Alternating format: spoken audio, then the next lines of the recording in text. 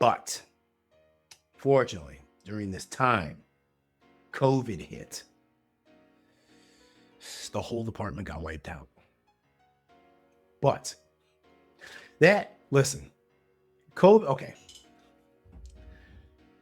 hit in 2019 or 2020. And I'll tell you what was going on at that time. We had just filmed a Nexus documentary. And this was like February or March 2020, I want to say. We just filmed the Nexus documentary. I sat for my part in it. It was awesome. And the documentary was really good. It was completed. And again, they were working on a legal show for me. So I stayed in touch with this department a good bit. And then on April 15th, 2020, there was a mass layoff. I forget what they called it. I think they called it Red Wednesday or something like that because so many people lost their job. And I remember being in my house.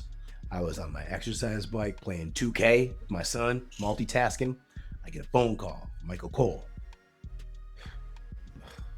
I gotta pause. Tells me, hey, Dave, I'm sorry, man. It's a bad day. I got bad news. It's like, we're almost everybody's being let go. So we don't know what we're going to do. We don't know if we're going to have, pay-per-views anymore or whatever. And I mean, understandably, they didn't know what was going on with the pandemic. They had to cut, budget cuts.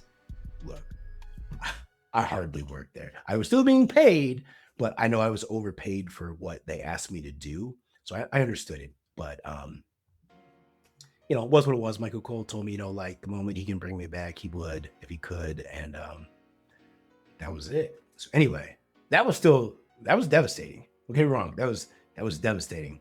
I had worked there since 2008. And in COVID, you never know what's going to happen. But also at that time, all right, I'm trying to figure out, well, what am I going to do now? Like for money and stuff. I still have these projects going with them. So I call my contact at WWE like a couple days later, whatever. No answer. And then I call again. It takes me a couple times. Finally picks up.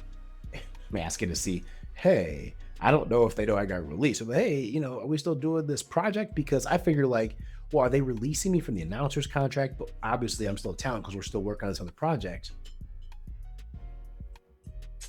She tells me she got fired and her whole department got fired. They all got let go.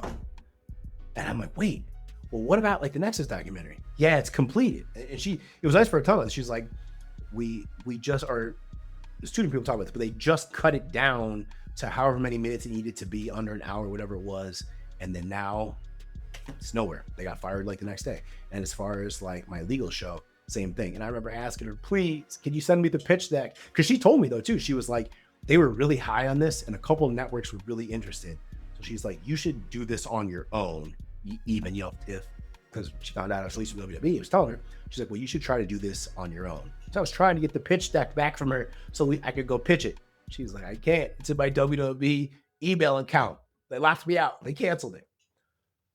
So there you go. But I say all that to say, like, if any of those, if COVID hadn't happened, man, if that project would have gone, the lawyer character would have been back on TV. This could have been cool.